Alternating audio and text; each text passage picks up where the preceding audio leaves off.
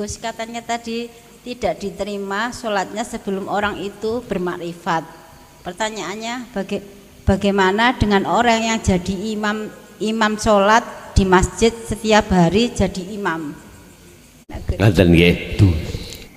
Nah, terus pertanyaanku loh Gus, gimana caranya meyakinkan kalau itu benar-benar menyembah yang mempunyai nama? Sampun Bu, kan syariat ibaratan kendaraan, terus toreko dalan hakikat tujuan. Terus jenengan sering nyampaikan lek pun tutup tujuan kendaraan kan boten asal betul melebet teng kados tempat niki. Niku maksude cara kepahamane niku tos pundi. Terus ingkang nomor kalih wonten makalah tiang lek menurut syariat niku tiang talak tiga niku kedah napa sing esti napa sing jalur kedah nikah kalih tiang lintu lek mantun ngoten saged kembali lagi niku cara hakikate tos pundi. Makaten assalamualaikum warahmatullahi wabarakatuh. Waalaikumsalam warahmatullahi wabarakatuh.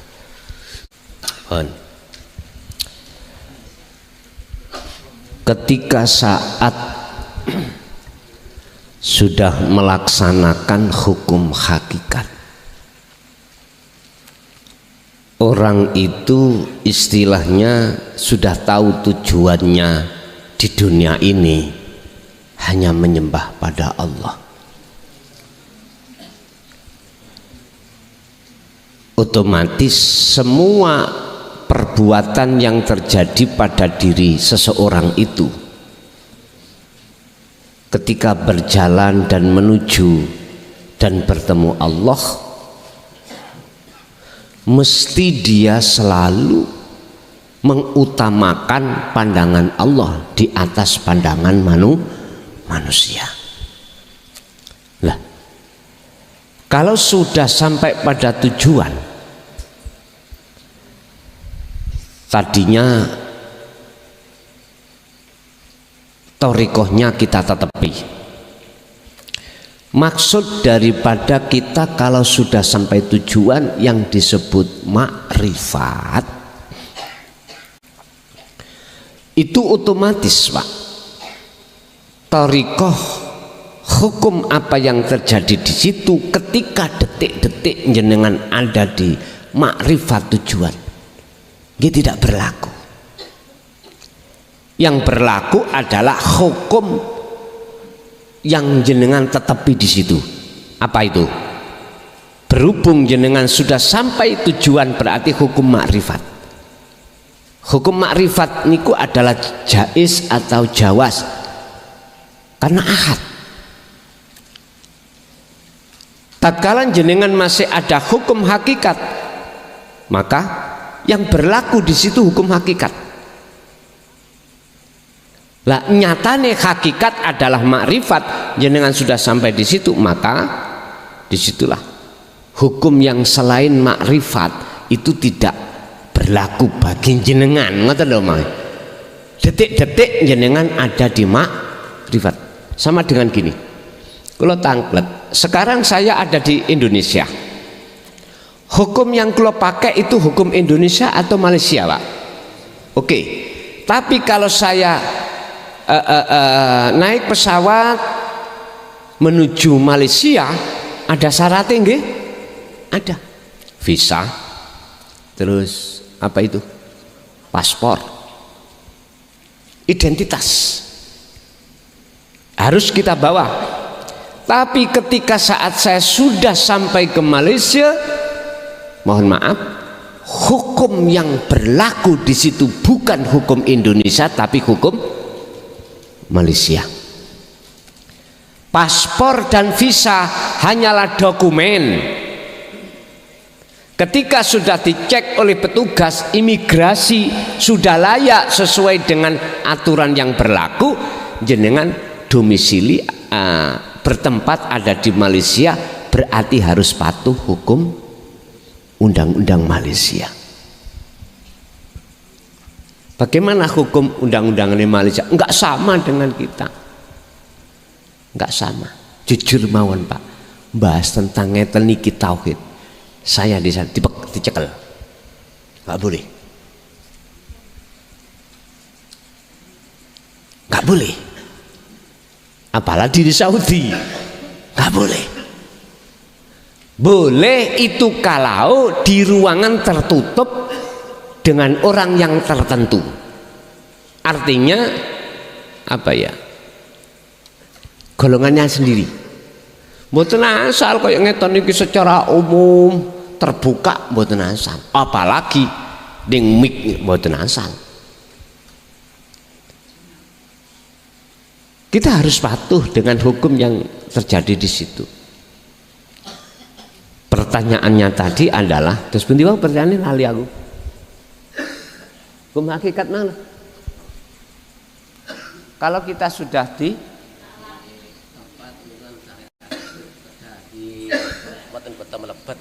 oh ngoten. Nggih.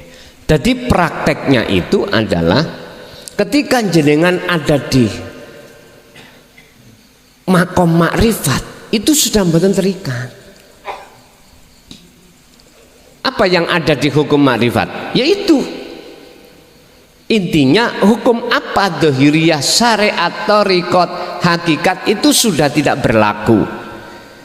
Kalau boleh saya katakan, sedikit pun hati sampean tidak akan pernah protes dengan keadaan. Yang keadaan apapun bentuknya, detik-detik dihukum makrifat. Lah nanti jenengan dikembalikan lagi apa ndak? Ibarat Kanjeng Nabi Mi'raj ketemu Allah, dikembalikan di dunia apa ndak? Kalau ndak ya anten sana enak. Artinya jenengan kalau sudah di makrifat tidak diturunkan untuk di keluarga untuk membawa petunjuk-petunjuk dari Allah, ya sampean buat sampean sendiri. Buat sampean sendiri, gak untuk orang lain.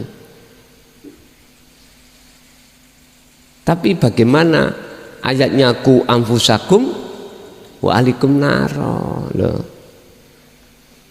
Tapi yang jelas Pak, intinya ngeten. Dari negara satu ke negara lain beda hukum, kita mengikuti hukum yang mana disesuaikan dengan di manakah kita ditaruh. Thariqah apa? Kita katakanlah tangga tadi, oke tangga, kita naik membawa hakikat untuk menyatakan wujudnya hakikat yaitu disebut ma'rifat. Terus kita sampai pada loteng atas, otomatis tangga itu tidak kita bawa. Udah, nanti diturunkan lagi ndak? Nek diturunkan lagi berarti tangga itu juga berlaku. Saged dipahami ya? Makanya tadi saya katakan makom jam'i noto ke makom makrifat itu manakala antara hukum syariat dengan hukum hakikat tidak tabrakan. Sementara kan kelihatan tabrakan. Apa? Karena kita masih di posisi belum sampai puncak makrifatnya, sehingga masih membedakan. Masih ada dua membedakan. Yang satu jasmani, yang satu roha. Jelas beda Pak. Memang dari sistem beda. Jasmani kita bicara tentang masalah alam dunia, rohani kita bicara alam akhir. Jelas beda nih Mon. Alam dunia dan alam akhirat jelas beda. Wabtagi fima ataqallah darul akhirah walatan sanasi baga minatunja. Jelas beda. Bagi siapa? Bagi golongan sampan kali kula yang masih belum mencapai tingkatan makrifat, memang begitu. Wong sudah mencapai tingkatan makrifat aja, jikalau kita itu yang asalnya dari atas ke bawah, bawah ke atas, ketemu di tengah-tengah, jret lewat di dulur omang, lewat dukur enak, kamu lewat nisor, Nyun sewu. Ini kadang-kadang kita itu masih membedakan di antara dua jalan tadi, lintas jalan tadi. Oke lah, sementara begitu. Sing liwat atas katanya enak, gak kembul wong, enak, gak terikat dengan hukum syariat dan sebagainya. Sing bawah ya bicaranya enak, iso nyantai dan lain sebagainya. Sami-sami duwe dasar, Pak. Mosok ketemu ning tengah jebret. Kadang-kadang kita itu masih mengatakan enak aku daripada awakmu lewate, awakmu enak aku. Kadang-kadang gitu. Nah, ini berarti cara makrifat itu belum sempurna kita. Lah, nanti kalau sudah dikatakan sempurna, maka hukum syariat antara Nabiullah Adam sampai Nabi Muhammad bahkan sekarang silahkan beda-beda hukum syariat, tapi satu yang tidak bisa beda, hukum hakikat. Risalah syariah silahkan beda, risalah tauhidiyah nggak ada yang beda. Mek satu risalah tauhidiyah, ani budullaha waslanibut tauhid, hanya menyembah pada Allah. Urusan nama terserah. Syariat itu macam-macam. Makanya wong sholat itu Pak, sampe nek kepengin wong sholat itu mau macam-macam nang Mekah. Ana sing takbir model kaya apa, wonten sendakep sing apa, wonten sing gak sendakep balas ngadeg kaya wong siap lho. Wonten-wonten. Lah ngono iku ya punya dasar masing-masing. Terus kadar dikle tahiyat niki lho ndodeng wonten seuter-uter ngeten. Wonten sing metuntung ngeten iki wis pokoke nyantol. Wonten sing kawanceng ngeten iki.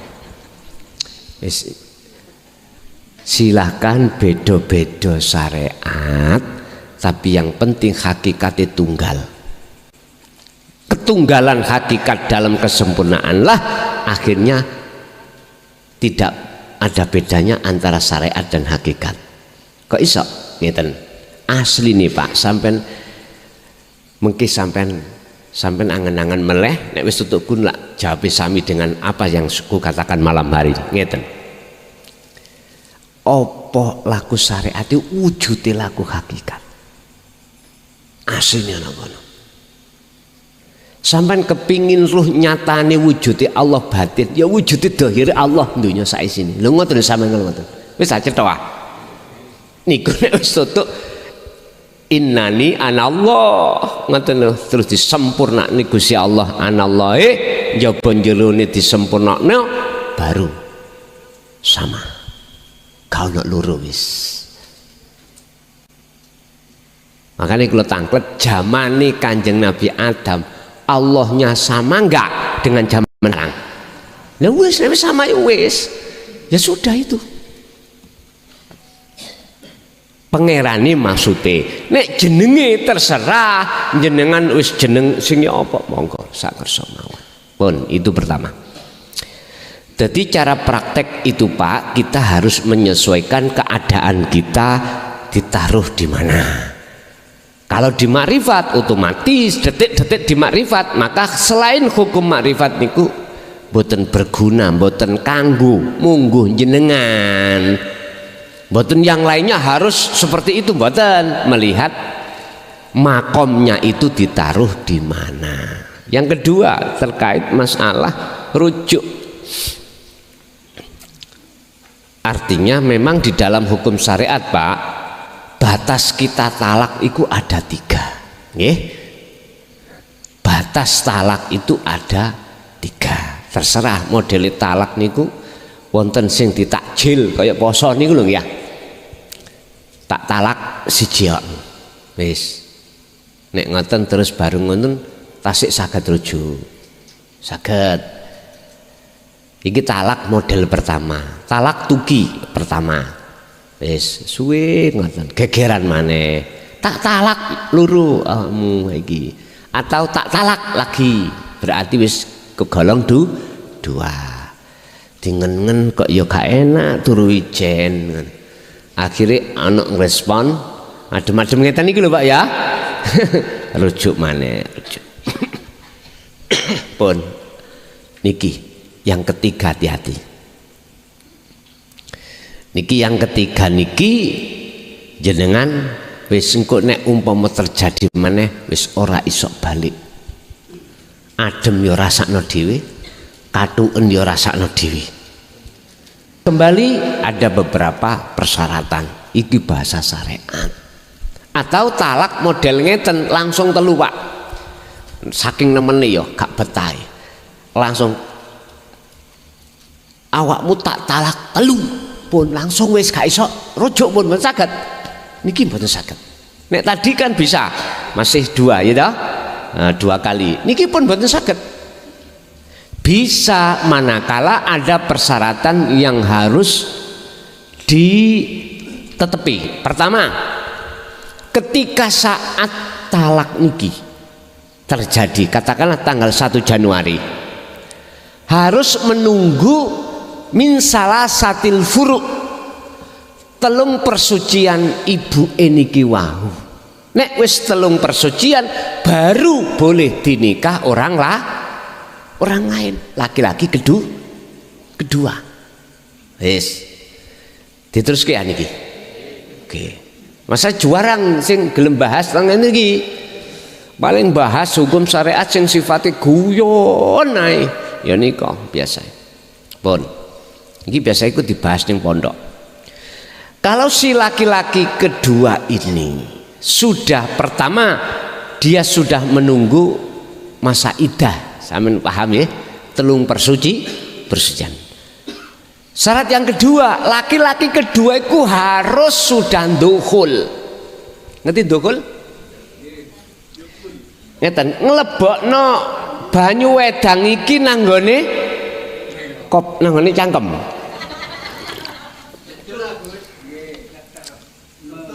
Jenengan netel lah. Oh nggih pun sak kersa. Ngomongku ya apa wangel lek. Wis padha ngertine netel jenengan wau, nggih. Wajib. Syarat kedua ini harus dilakukan niki.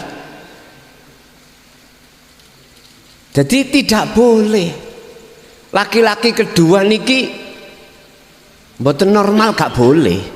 Tahu mboten normal nggih? Wong syarat dukhul iku wajib. Wajib. Setelah itu syarat yang ketiga, iki bagi mantan suami yang pertama tadi, nek kepingin balik kudu netepi beberapa syarat.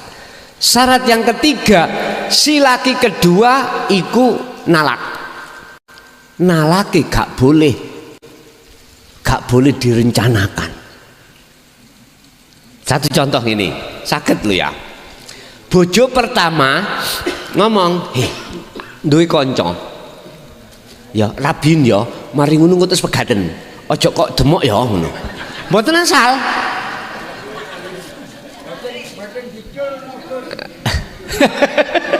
Baik, mboten diculno.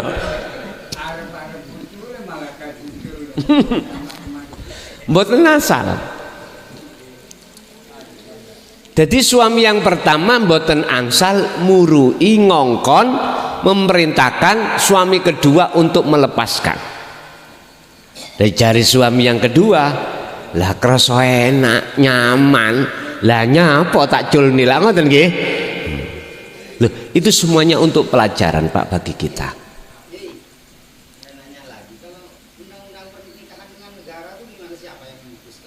Nantilah tak terus dhisik niki. Tak terus ke dhisik niki kitabe lho ya, kitabe. Jadi suami kedua memfuruk ya, memegat itu gak boleh. Ada perintah gak boleh. Harus dengan kesadaran sendiri. Ditunggu mohon berapa tahun? Yes, kula tunggune jari suami yang pertama. Ditunggu sampai umur swidak. Iku jenenge geblakimbing. Wis, intinya mengatakan kita bicara syarat. Kalau sudah di furqah atau dipegat oleh suami kedua, syarat yang terakhir adalah wajib suami yang pertama menunggu masa iddah. Min salasatil furu', 3 persucian. Itu tujuannya untuk membedakan jikalau seorang perempuan itu hamil anak siapa. Noto kitab apa jenenge faraidnya apa? Noto ahli warisnya itu memastikan ini gennya siapa. Sampai Quran itu ngati-ngati ini 3 persucian. Padahal biasanya 1 persucian sudah cukup Pak nggih? Cukup. Wong wedok pun haid berarti wis gak meteng. Wis jelas wis betul-betul bisa untuk menetapkan ini nanti anak siapa. Tapi Quran bicara min salasatil furu'. 3 persuci iku saking ngati-ngatine hukum. Hati jenengan disuruh untuk menunggu masa iddah. Yes, gak usah ngomong selok katuen. Ya wis itulah akibat kita ceroboh tentang masalah perceraian. Bahkan Rasulullah dawuh sing namanya nikah itu halal tapi dibenci. Ya di situ. Makanya hati-hati Bapak. Lah perkara talak niku nggih wonten sing soreh, wonten sing isaroh. Sing isaroh malah gak sampean ngerteni. Mulia nanggone mbokmu lho iku wis masuk dengan catatan ati sampean memang ada niat untuk memfirqah. Dadi hati-hati lho, tak delok-delok ya bokongmu koyok bokonge ibumu, hati-hati niku lho hati-hati lho menyamakan tasabuhkan garwa sampean dengan ibu hati-hati. Makanya bahasa syariat itu sebetulnya itu sebagai kolerasi kita untuk lebih berhati-hati. Bon. Apa hakikate kok gak oleh dibaleni maneh? Wis ping 3. Pak nyun sewu ya. Kita mulai awal ruhaniyah kita kan bawa amanah, janji sing wis ditulis Gusti Allah di alam nukot goib, surat Al-A'raf 1-2. Apa perjanjian sampean kali kula? Hanya 1, tidak akan menyembah, mencintai, memuja, memuji kecuali hanya pada yang esa. Titik. Lah di situ janjinya itu ditulis Allah. Siapa yang melanggar adab. Bukti ini pertama jenengan melanggar kali kula. Putih waktu akil balik. Melanggar toh? Ati mencintai, ati memuja, ati memuji terhadap selain Allah. Apa jadinya hati sampean? Gelisah, khawatir, takut. Ayo. Sing dadi pejabat apa sing ditakuti? Logrok jabatane. Sing sugih logrok sugi. Jenengan punya kehormatan di mata masyarakat. Apa yang jenengan takutkan? Ilange kehormatan. Loh, itu menunjukkan khawatir, gelisah, takut. Iku siksa sudah. Apalagi kita yang nggak punya apa-apa. Apa yang dimakan besok sekarang sik nyari. Anak nuntut. Nyun sewu lah Pak. Waktu sik bujang awak dibilang enak bae kalau sudah punya istri ngoten nggih. Telek ah.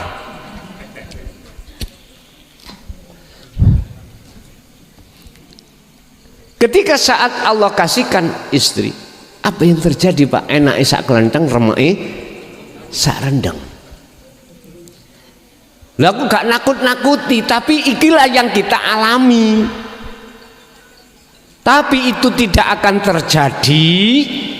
Ya, tidak akan terjadi apabila ruhaniyah sampean niku wonten barometer tauhid. Baru nyaman. Sehingga siji kadang-kadang kepingin nambah loro. Iki wong lanang, Bu aja melok-melok Bu amen Bu. Ngapunten ingkang kathah. Artinya apa? Perkara selain Allah itu nantinya tidak akan menjadi penghalang ruhania kita untuk selalu klik nang Allah. Otomatis syaratnya jenengan sebelum nikah atau sebelum punya pacar, hati itu sudah klik nang Allah. Ini jarang-jarang Pak, gitu? Jarang-jarang.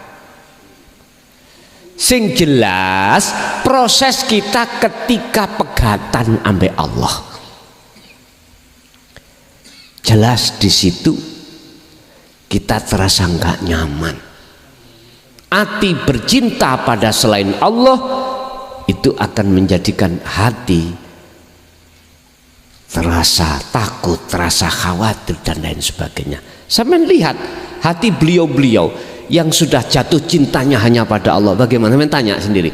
Ala inna auliya Allah la khaufun alaihim walahum yahzanun. Kebalikane. Karena perjanjian itu beliau rujuk lagi, sudah kembali lagi. Lah kita belum rujuk, ya selama belum rujuk ya niku wau katuan nek bengi angen-angen dan lain sebagainya. Udah. Apakah talak kita sampai 3 kepada Allah? Tergantung jenengan. Pesannya ojo sampak lah. Jangan sampak. Kita habis beriman, kita habis tahu bahwasanya bagaimana tentang tauhid, terus kita kembali lagi. Jangan.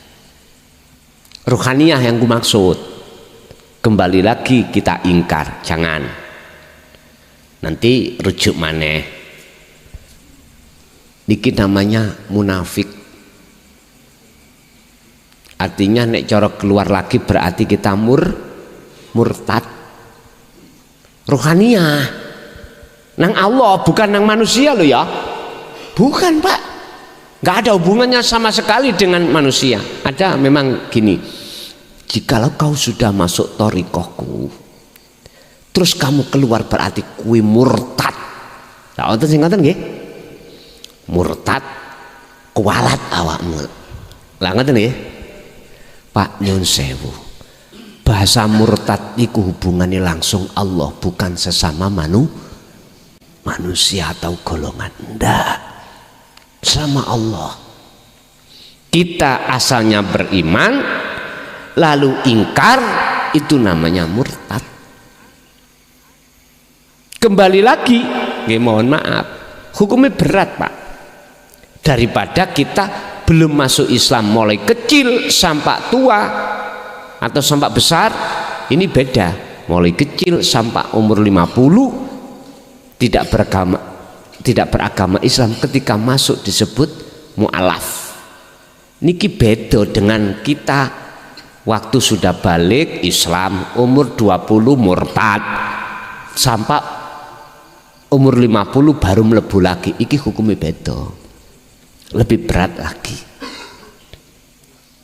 Yes, sing jelas pesan saya jangan sampai kita itu telah menalak Allah lebih daripada 3. Artinya sudah cukup kita dulu pisah dengan Allah, talak dengan Allah dengan bentuk melanggar perjanjian kita. Sekarang sisa umur kita gunakan untuk betul-betul berumah tangga dengan Allah dengan benar. Ngoten maksud kula. Iku hakikate wonten mriku. Tapi kula yakin Mbak, siapapun jenengan yang sudah tahu kedudukan tentang ilmu tauhid dan sudah mengamalkan, aku yakin jenengan iki tidak akan goyah. Sing murtad niku sik lagi ngelmune tak rasa-rasane aku mlebu nang ngene ilmu tauhid dunya pun tek sirek. Terus ujian yaitu bertubi-tubi, bojo minta pulang, anak wis gak nganut, wis balik maneh ae. Tapi yakin kalau jenengan sudah betul-betul mengamalkan, gak akan goyah. Ya inilah yang kumaksud, cukup sekali berpisah dan kembali lagi selama-lamanya. Mekaten wis des pundi yang ada di negara atau di catatan sipil niku tentang pernikahan. Nyun sewu, kula juga orang pemerintahan, Pak, ya.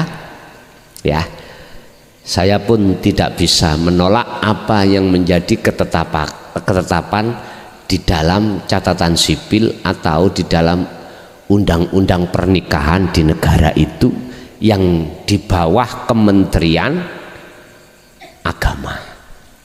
Sing jelas mek ngeten, ngapunten Kang kathah, tidak jauh berbeda dengan apa yang di agama, cuman saja li ya, namanya orang, istilah bahasa kuning bisa dibuat merah bisa dibuat kun. Contoh, kalau nggih ngalami teng masyarakat kula piyambak, asline wong tuane niki ya boten seneng belas nangane mantune, tapi arek loro niki podo senenge niki pun dadi rumah tangga, Pak. Oleh karena si laki kumang gak patek gak gawi, ngerti gak patek gawe, males nyambut gawe, mangan turu ini ki maratuwa lak gregeten yang ini ki, aku rene mawon nek ngingoni askirik turu.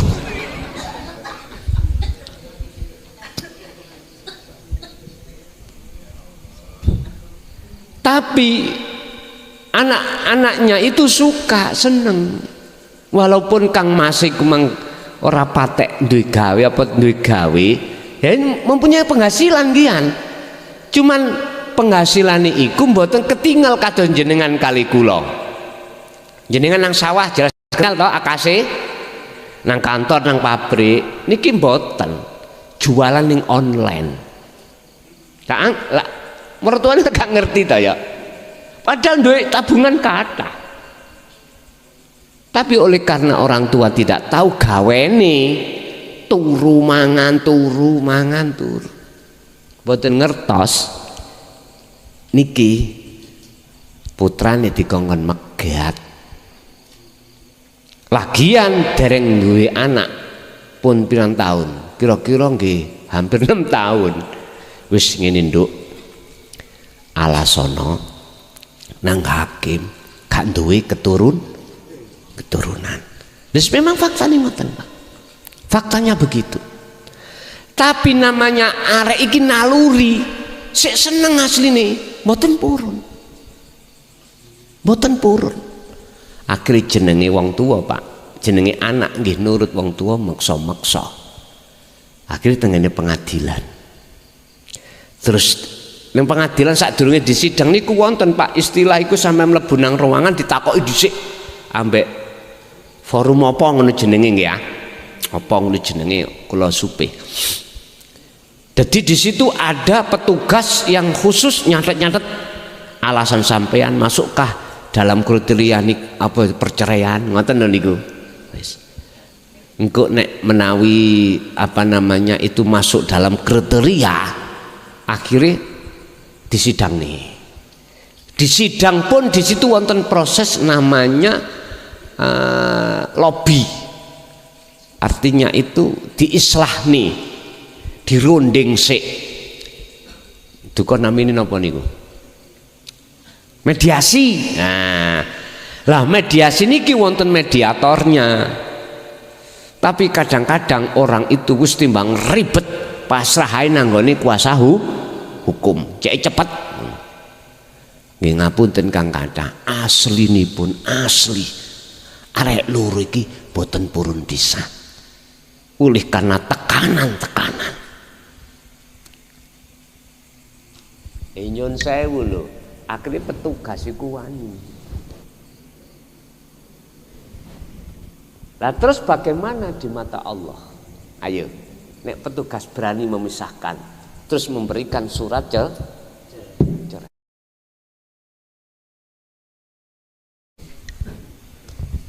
Ayo. Loh, ini kita alami, saya tahu sendiri. Secara aturan tercatat di dalam catatan sipil sah-sah saja karena memenuhi syarat. Tapi di mata Allah nggak bisa. Lah, ini siapa yang bertanggung jawab? Yo, kita kembali siapa yang berperan di dalamnya, itu aja. Wis gak usah bingung-bingung. Lah di mata Allah apakah ke buku talak? Mboten. Di buku catatan sipil memang iya. Secara legalitas memang iya. Makanya sebelum kita tanda tangan ya, itu pasti jenengan disuruh ikrar. Tanda tangan perceraian gitu loh, di depan hakim. Kalimat sampean yang muncul mesti terpaksa, gak selayaknya sesuai dengan di dalam hati. Lo di situ. Makanya jadi hakim iku wis nek gak adil neraka, wis ngoten kok. Dan hakim sebetulnya itu juga harus paham tentang ilmu fikih, Pak. Mestinya lo ya, tidak hanya paham tentang ilmu tata negara tok, ojo. Harus paham tentang ilmu fikih, ilmu hadis, ilmu Quran. Nah, saiki pertanyaannya di Indonesia paham tentang itu enggak? Ya sembuh. Saya menjawab dewe. Makanya di hakim itu enak apa enggak? Bahkan sampai dirilis satu hadis itu, hakim yang paling adil adalah Allah. Berarti ning dunya iki ora ana hakim sing adil. Wis Bapak Ibu hadirin, itu sebetulnya sangat riskal, tapi faktanya seperti itu, apa boleh buat. Terus memang begitu, Pak. Karena beliau-beliau itu juga punya pedoman apa aturan di tata negara itu. Dia tidak melihat pertimbangan bagaimana di dalam jalur syariat itu bagaimana.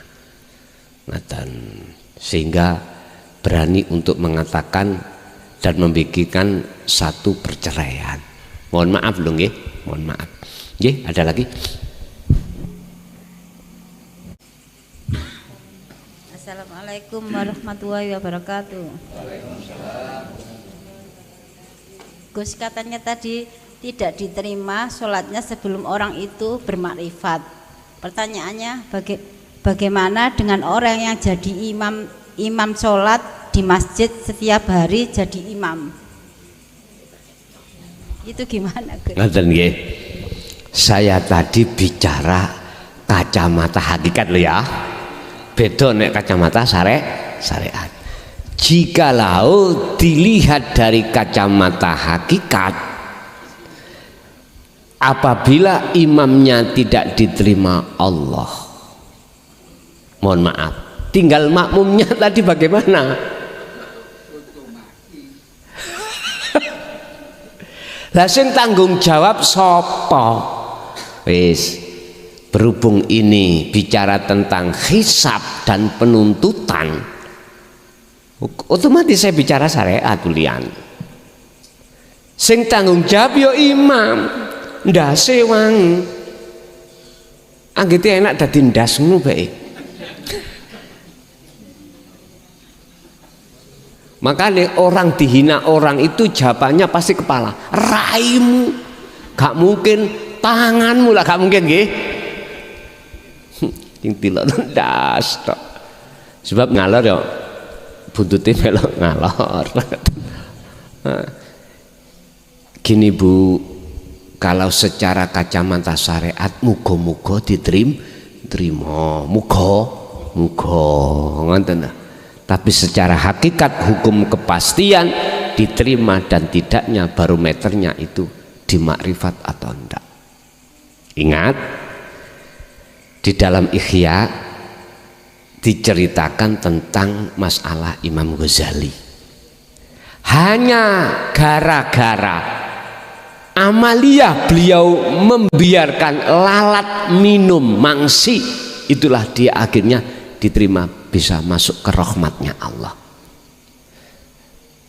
Bukan karena sholatmu Ghazali, zakat, puasa, hajimu, bukan itu kau saya masukkan surga, hanya karena ketika saat kau membiarkan makhlukku minum di asbakmu kau biarkan. Loh, apakah secara fisik? Boten. Ketika jatuhnya hati ketemu Allah nih loh. Bukan berarti Imam Ghazali hatinya itu waktu sholat tidak seperti itu, enggak. Ikut contoh kecil, apalagi contohnya banyak, kecil aja seperti itu. Jadi tidak bisa sholat diandalkan untuk bisa mendapatkan rahmat atau surga Allah, boten saged. Sing saged cuman kemakrifatan wau. Lah kemakrifatane wonten ketemu pundi? Ketemu nulung rondo misalnya. Nek makrifate teng mrunu, teng mriku, ya iki won. Atau kemakrifatane waktu jenengan ngaji, waktu jenengan lapo wae ningali teng mriku. Ingat, jikalau di dalam hatimu ada syirik, walaupun itu sebesar biji sawi, itu sebagai penghalang dirimu untuk tidak bisa masuk surga. Kebalikannya, jikalau di dalam hatimu ada sebiji sawi tauhid, itulah harapan kau akan bisa masuk surga. Senajana dihukum dhisik basane syariat, ngoten. Sampean kali kula niki Pak pun terlalu lama dihukum Pak. Mulai sejak awal kita balik, bagaimana keadaan hati jenengan ketika menghadapi kondisi dunia, resah, gelisah, resah, gelisah, resah, gelisah. Niku selalu sampai dapatkan. Tapi sekarang sudah waktunya Pak, kita yang tidak memiliki resah dan gelisah, pun caranya ya kembali kepada Allah. Wa anibu ila rabbikum, kembalilah kau pada Allah. Caranya ya ayyatuhan nafsul mutmainnah irji ila rabbiki radiyatan, radiyatan, ridho hati sampai ngelepas cinta nih sakliyane Allah ning ati, dilepas. Cara ning ngelepas berzikir terus menerus, baru nanti dilepaskan Allah. Ibarat Pak, dunya iku nyengkerem menyang ati sampean, nafsu iku nyengkerem, dicabut iku lara. Kados tombak niku lho, tombak nek wis mancep dibetek ya lara, merga kan nyongklang ngeten, diterusno ya lara. Duh, makanya Sayyidina Ali ketika perang kena panah niku sahabat mboten asal mundut, biarin nanti aja ketemu Allah, ngoten. Dadi nak wangel pol, hanya satu yang bisa melepaskan, zikir, ingat pada Allah. Maksudnya ada itu etika, baru Gusti Allah lepaskan, baru gak loro. Gak gampang lho Pak di bojo ayu, ati iki gak kesensem menyang fisike makhluke loh. Wis kula kemencoloten ngene lho dulur-dulur.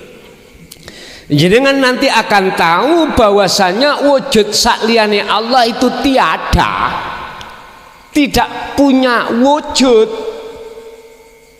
Tatkala jenengan sudah Allah proses di alam fana dan alam makrifat, baru iya ternyata ngadeg iki dudu makhluk. Wis babah mesisan ngelu ben ngelu wong syariat. Ngene dulur, yang namanya wahdatul wujud, wujud dalam ketunggalan, boten wonten sakliyane kecuali wujudnya Allah. Ini sampaikan bahwasannya semua apapun yang terjadi itu hanya ada wujudnya Allah. Orang ini wajib Pak gendeng, wajib orang ini zadab, wajib orang ini fana. Orang ini maksud kula atisnya niku lho, bukan akali, ruhnya bukan akalnya, ruhnya wajib fana. Baru paham maksudnya wahdatul wujud, baru paham maksudnya selain Allah itu tidak wujud. Nek bahasa syariat gampang. Kapan selain Allah tidak wujud? Nanti kalau sudah kiamat. Tahu tuh no? Ora ono sapa-sapa kecuali sing ono Gusti Allah. Wis. Bari ngono engko ben ono maneh dibangkitkan semua itu dari alam kubur. Lah ngoten ta? Tapi lupa keterangan siji yang tidak dicatat di dalam kitab. Apa? Malaikat Israfil ya nyelompret pertama berarti seluruh makhluk mati. Selompret kedua mohon maaf iki tangekne Allah diuripno dikon nyelompret. Selompret yang ketiga adalah untuk menghidupkan semua yang nyun sewu sing lali ning kiri. Dibahas ning kitab sing kula waca mboten dibahas. Gusti Allah lali. Si ana sing wujud sakliyane Gusti Allah. Wahyu. Dengan wahyu itulah akan bisa mematikan seseorang, dengan wahyu itu akan bisa menghidupkan hati seseorang. Ya dicekno ilmu tauhid berontak. Fi qulubihim maradun fazadahumullahu. Jadi marot niki maknane mati. Nek cara makna murad iku penyakit, iki dimaknani mati. Nek dia itu sudah mati malah bertambah mati. Jadi ilmunya didatangkan tidak menjadi satu kesadaran, tapi justru malah mengingkari, tambah mati. Wahyu ini akan bisa menghidupkan orang mati.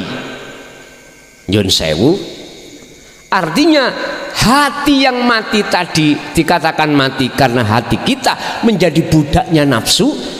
Ketika wahyu ini didatangkan dengan terima, akhirnya hati menjadi hidup.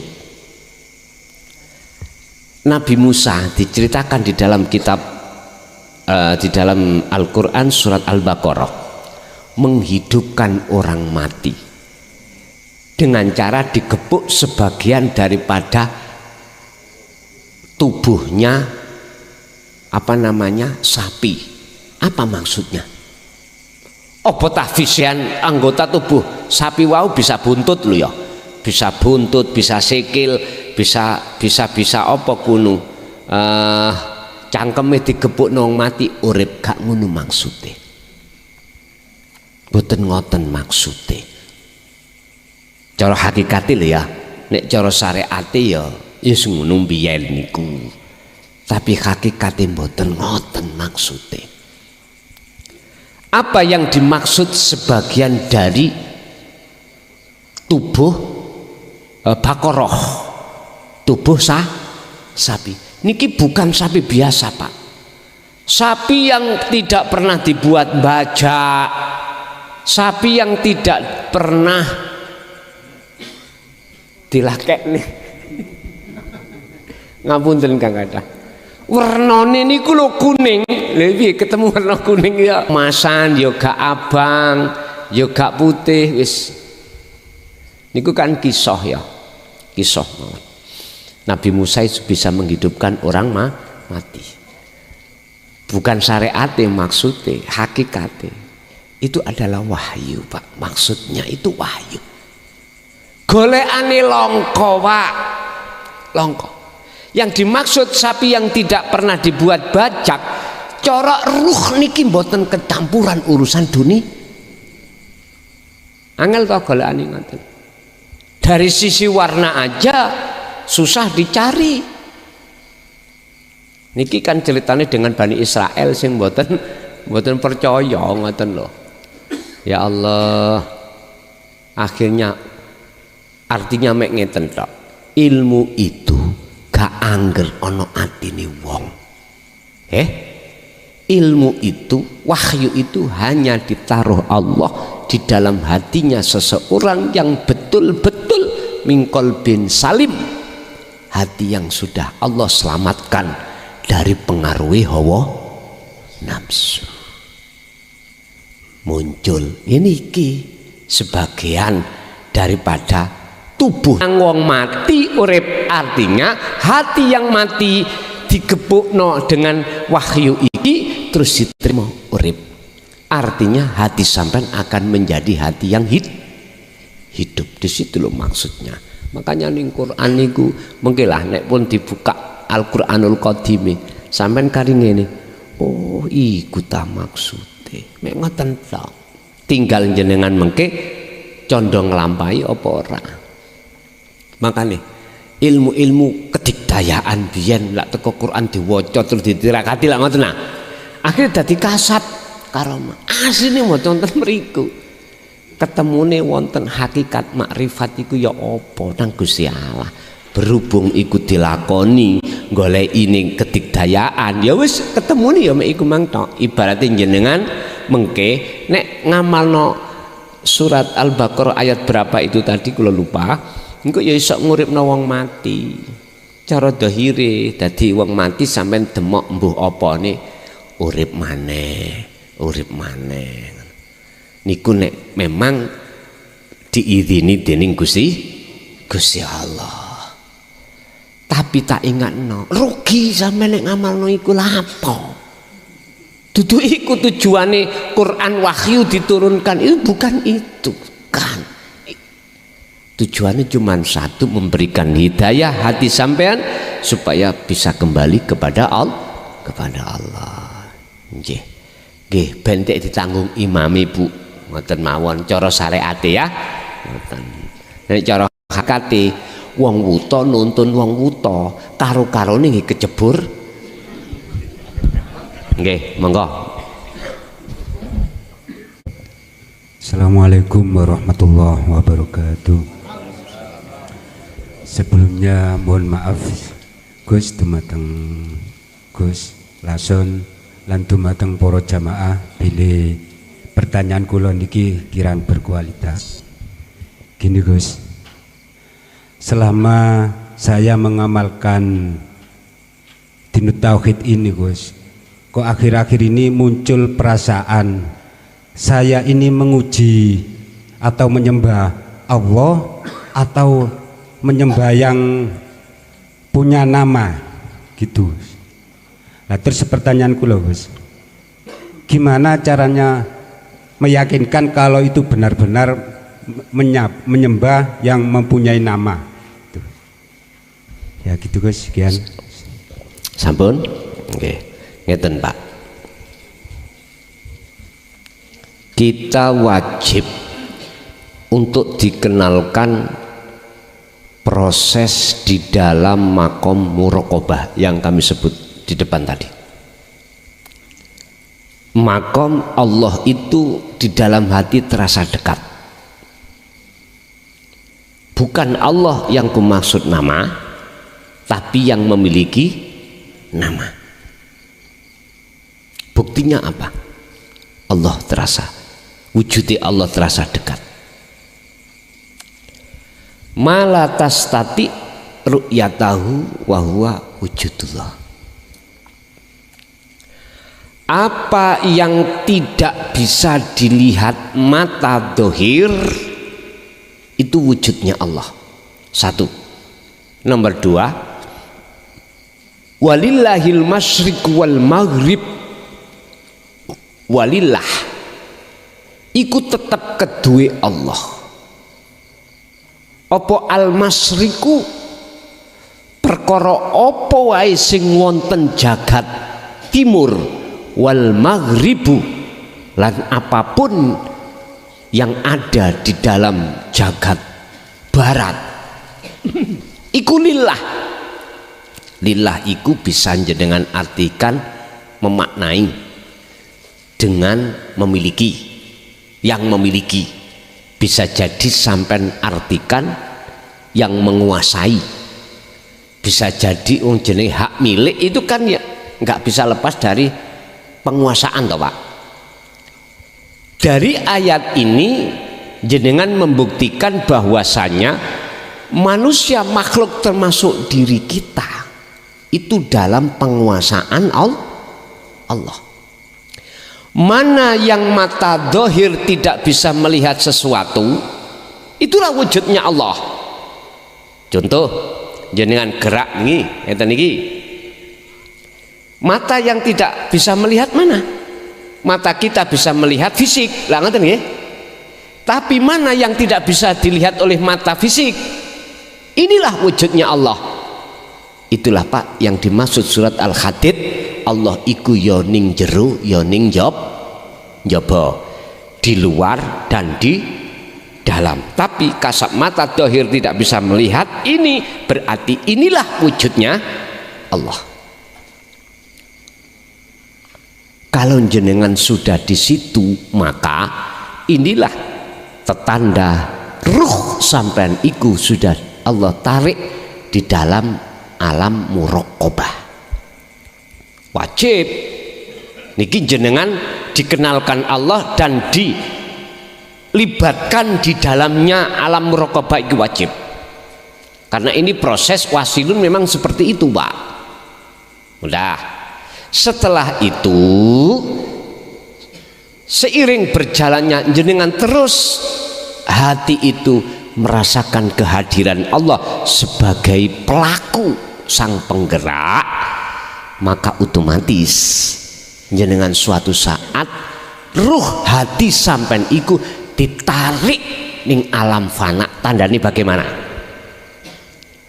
Tandanya jenengan secara totalitas la yarauna li anfusihim syai'an bal yusahiduna annal fa'ilahu wallahu ta'ala.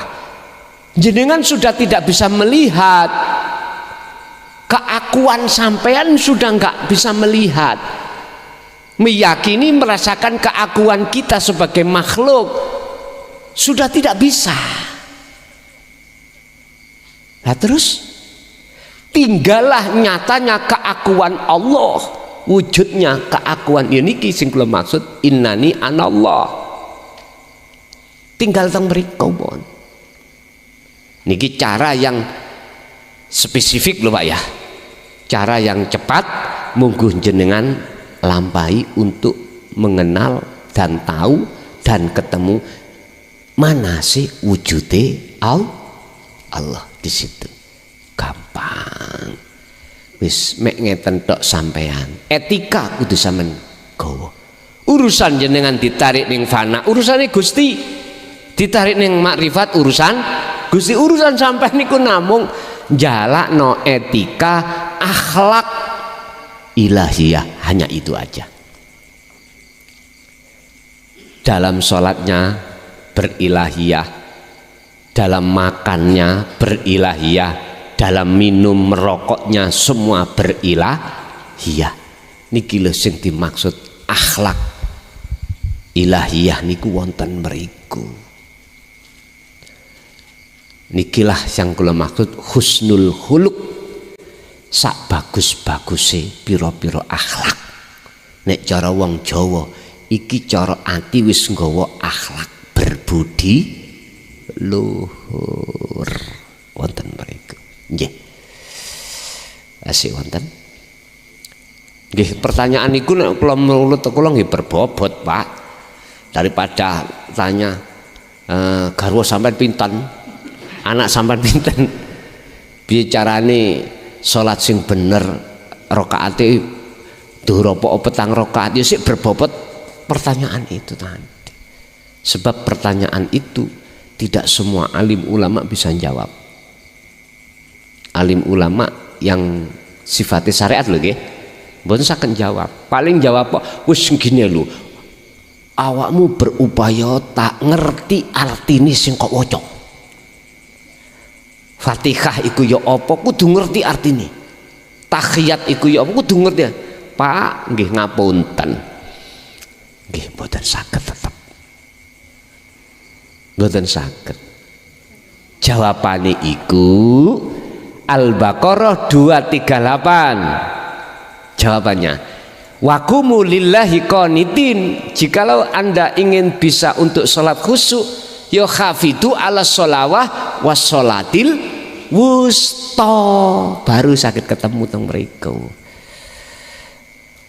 Nggih ngapunten Pak, niki hikame sarah Pondok Miftahul Ulum Jaya Baru sampun selesai.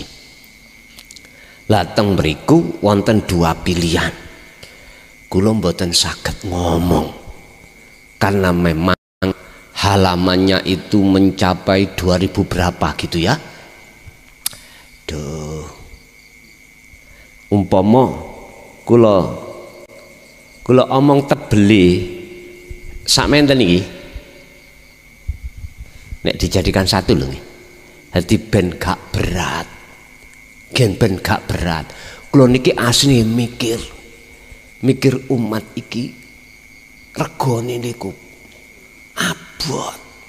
Akhirnya solusi kula pedhot tak dadekno loro. Jek mboten berat.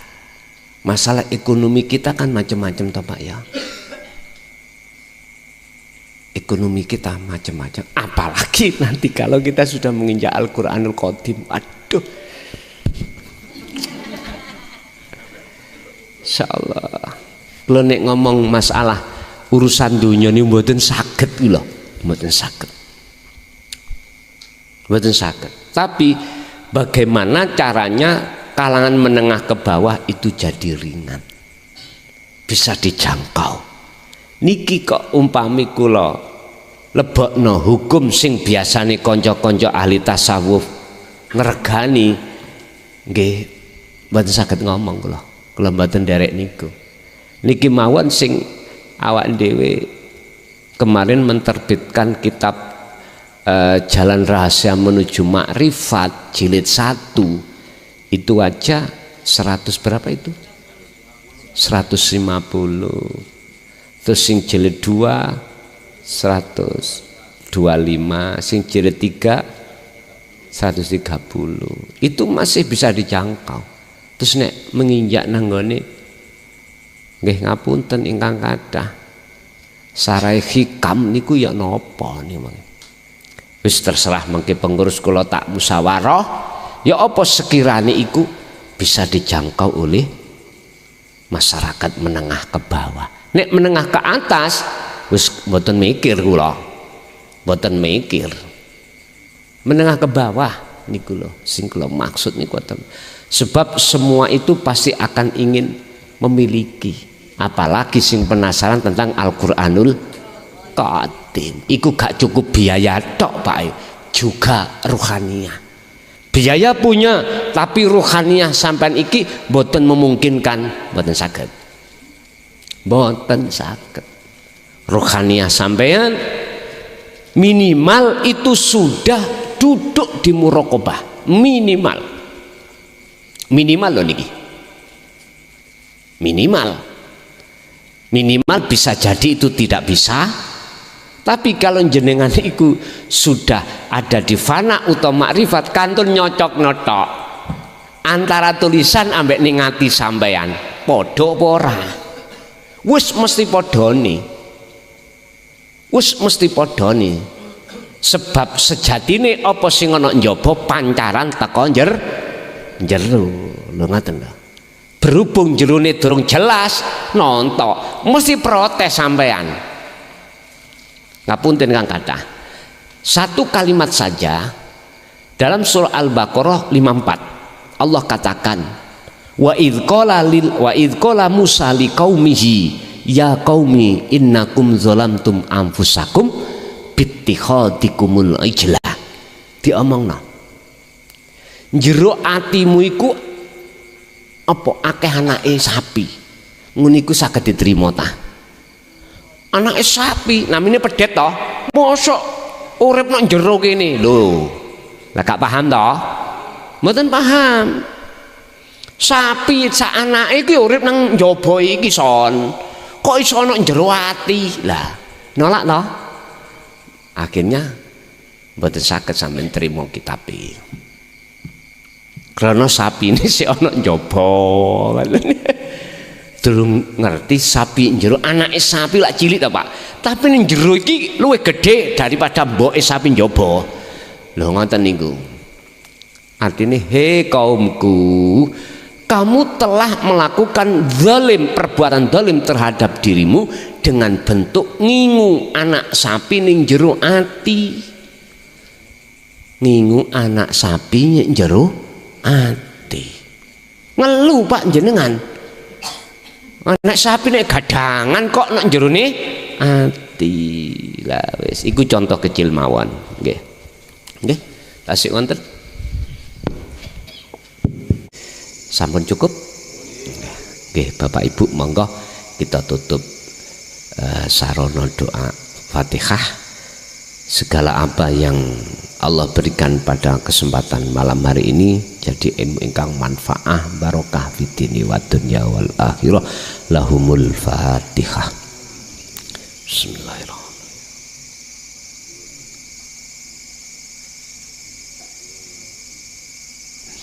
Akhirul kalam. Assalamualaikum warahmatullahi wabarakatuh.